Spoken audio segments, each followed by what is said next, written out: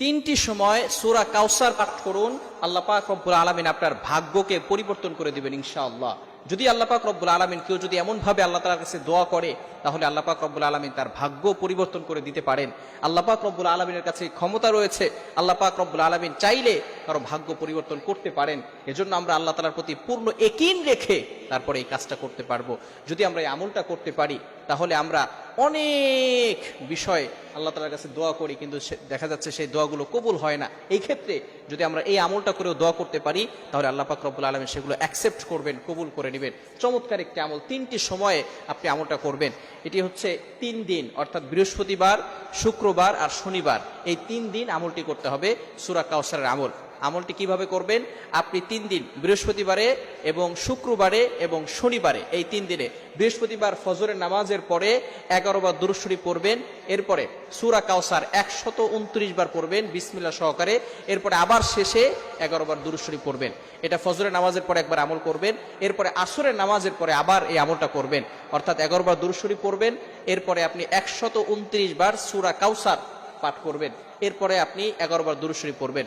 আবারও ইশারের পরে আপনি 11 বার দুরূদ শরীফ পড়বেন, সূরা কাউসার 129 বার পড়ে এরপরে 11 বার দুরূদ শরীফ পড়বেন। তাহলে এরপরে যদি আপনি ইশারা নামাজের পরে দোয়া করেন, আল্লাহ পাক রব্বুল আলামিন ওই দোয়াটা কবুল করে নেবেন।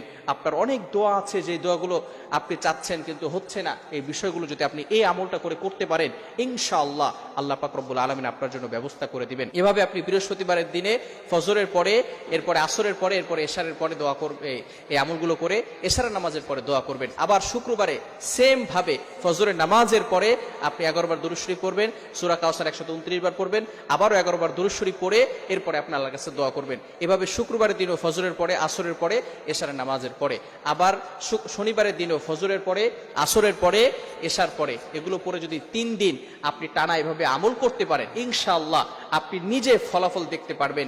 আপনার যেই দোয়াগুলো আছে, যেগুলো আপনি আল্লাহর কাছে করতে চাচ্ছেন, এই দোয়াগুলো আল্লাহ পাক রব্বুল আলামিন অ্যাকসেপ্ট করবেন, আল্লাহ পাক রব্বুল আলামিনের কাছে গ্রান্টেড হবে। আপনি অবাক হয়ে যাবেন যে আল্লাহ পাক রব্বুল আলামিন কিভাবে মানুষকে দিতে পারেন। সুতরাং আপনি অনেক সময় দেখা যাচ্ছে হতাশ হয়ে যান, আমি এত দোয়া করছি, দোয়া কবুল হচ্ছে না কেন? ভালো করে মনে রাখবেন, দোয়া কবুল না হওয়ার যে কারণগুলো রয়েছে, তার ভিতরে 1 নাম্বার হচ্ছে হারাম ভক্ষণ করা। হারাম ভক্ষণ করা যাবে না। ইউর ইনকাম শুড বি হালাল, ইউর ফুড শুড বি হালাল, ইউর ড্রিঙ্ক শুড বি হালাল। আপনার অলওয়েজ হালাল হতে হবে, হারাম ভক্ষণ কখনো করা যাবে না। আপনি যদি হারাম ভক্ষণ করেন, এরপরে আপনি যেভাবে যাই করেন না কেন, আপনি যদি কাবা শরীফের ভিতরে গিয়েও যদি আল্লাহর কাছে কাঁদতে কাঁদতে চোখের পানি শেষ করে ফেলে চোখ দিয়ে রক্ত বের করেন, তারপরে কিন্তু আল্লাহ তাআলা আপনার দোয়াগুলো অ্যাকসেপ্ট করবেন না। এজন্য সবসময় চিন্তা করা, হারাম কাজ না করা। হারাম কাজ করলে আপনার কোনো দোয়াই কিন্তু আল্লাহর কাছে কবুল হবে না। এজন্য হারাম কাজ থেকে আমরা দূরে থাকবো এবং সঠিকভাবে আল্লাহ তাআলার কাছে চাইবো।